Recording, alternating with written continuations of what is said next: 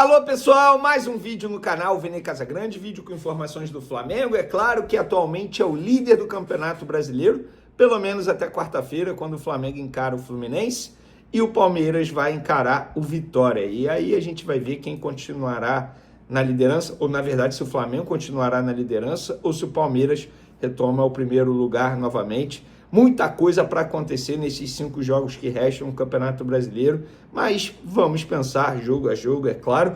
E no vídeo de agora a gente vai trazer um boletim médico dos jogadores que estão no departamento médico do Flamengo.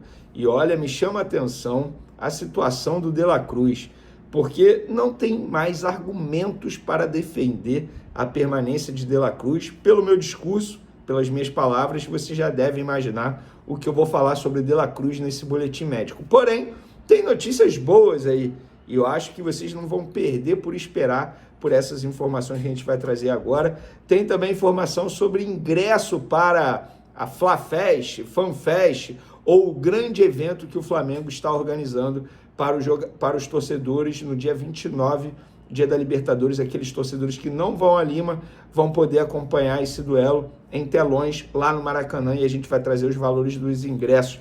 E tem também quem é Douglas Telles, o jogador que estreou no elenco profissional no jogo contra o Sport, estreou fazendo um gol, mostrando que tem estrela. A gente vai trazer detalhes de quem é esse atleta para vocês no vídeo agora. Mas vamos agora falar de Douglas Telles. Quem é esse jogador?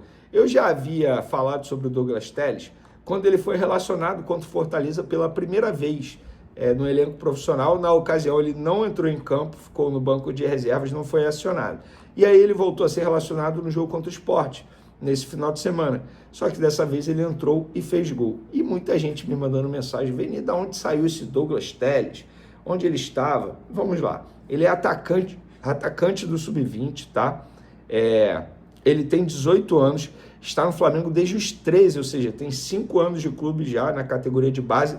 Atacante que atua como extrema-direito, ele é canhoto e gosta de atuar com o pé trocado, ou seja, joga do lado direito e é canhoto, perfil que Felipe Luiz é apaixonado. Nesse ano no Sub-20 tem se destacado pelas boas atuações, em 16 jogos fez 5 gols. Felipe Luiz acompanha Douglas Telles desde os tempos de Sub-17 e o utilizava bastante lá nessa categoria. Nessa mesma categoria Sub-17 em 2024, ele fez 31 jogos e balançou as redes em 17 oportunidades.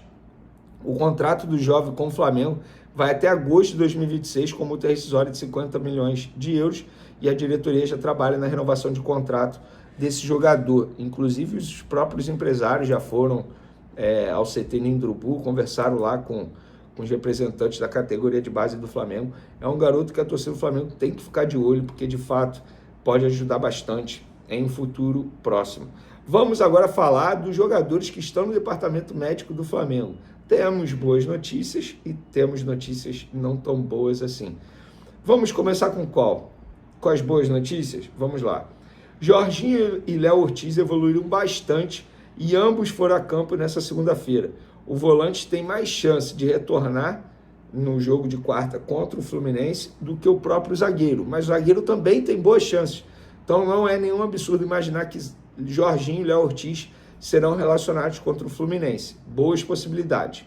Já De La Cruz e Alan ainda sentem dores nos respectivos locais dos problemas. O uruguaio tem dores crônicas no joelho, vocês já sabem disso, e o volante trata uma fascite plantar.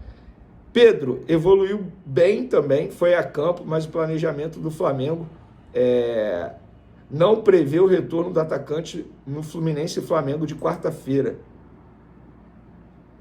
E acabei de receber uma informação aqui, fiquei te devendo da última. Planejamento do Pedro voltar no sábado. Tudo evoluindo bem ao longo da semana, deve ir no jogo de sábado. Informação exclusiva que eu acabei de receber aqui, galera. 17h30 da tarde do dia 17 de novembro. Planejamento é do Pedro voltar no sábado contra o Red Bull Bragantino Maracanã. Tudo evoluindo bem ao longo da semana, deve ir ao jogo no sábado. Então, informação importante aí para vocês, ao vivaço aqui, tá? E sobre De La Cruz, gente, assim, de verdade, De La Cruz e Alan, eu não consigo mais defender esses dois. São dois jogadores que custaram muita grana ao Flamengo. Vamos lá, eu fiz questão de entrar no site aqui e ver de maneira detalhada. O Flamengo pagou para ter De La Cruz o custo total, a operação total, compra de direitos, empresários e tal, 101 milhões de reais. E o Alan lhe custou 49 milhões de reais. Gente, estamos falando de 150 milhões de reais em De La Cruz e Alan. E o retorno é praticamente zero. O custo-benefício nas duas contratações foram horríveis, péssimos. De verdade, gente, assim, não tem mais como defender. E eu começo a duvidar da informação que saiu, que inclusive pessoas do Flamengo confirmaram, de que De La Cruz pediu para não ser convocado para ajudar o Flamengo. Como assim? Ele pede para não ser convocado para ajudar o Flamengo e nos 2 jogos durante a data FIFA o cara tá fora? Não faz o menor sentido. Eu começo a duvidar e acho que ele não foi chamado porque a comissão técnica da seleção uruguaia sabia das dores crônicas dele, por isso não o chamaram. E eu tenho esse direito de pensar disso e ter essa opinião, porque não faz o menor sentido.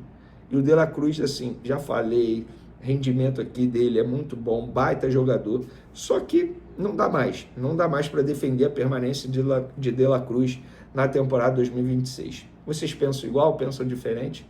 Quero a opinião de vocês. Nessa terça, o Flamengo finaliza a preparação para pegar o Fluminense. Jogo no Maracanã, 9h30 da noite, tá, galera?